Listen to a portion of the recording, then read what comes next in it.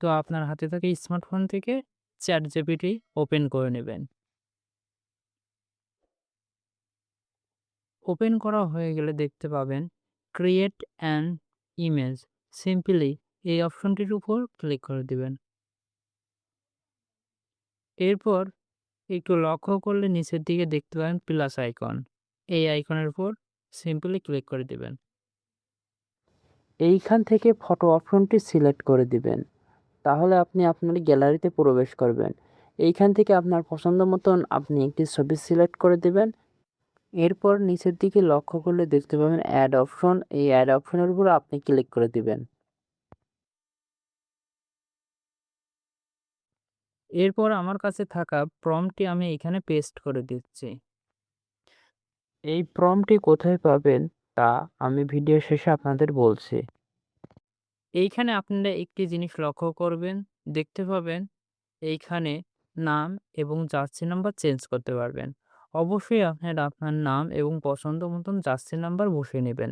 তো আমি এইখানে বসিয়ে দিচ্ছি। তো নিচের দিকে প্রম্পটটি টানলে দেখতে পাবেন এইখানে আরো একটি নাম আছে।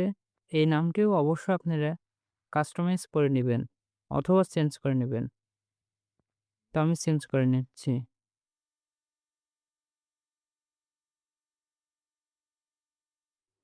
তো আমার চেঞ্জ করা হয়ে গেছে। এরপর অ্যারো চিহ্ন আছে। সিম্পল আমি এই অপশনের উপর ক্লিক করে দিচ্ছি।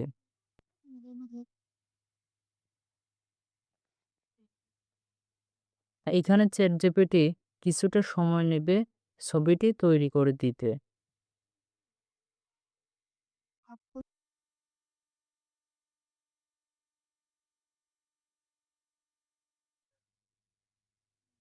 তো দেখতেই পাচ্ছেন ChatGPT আমাকে ছবিটি তৈরি করে দিয়েছে। এই ছবিটি ডাউনলোড করার জন্য ছবির উপর ক্লিক করে দিবেন।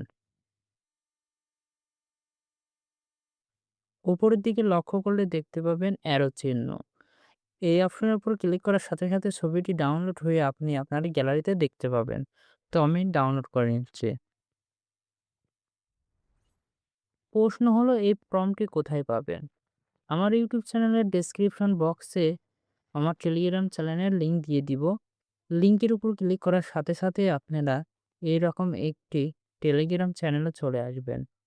এইখান থেকে আপনারা প্রম্পটটি কপি করে জাস্ট কাস্টমাইজ করে দিলেই আপনার কাঙ্ক্ষিত ছবিটি ChatGPT আপনাকে তৈরি করে দিবে।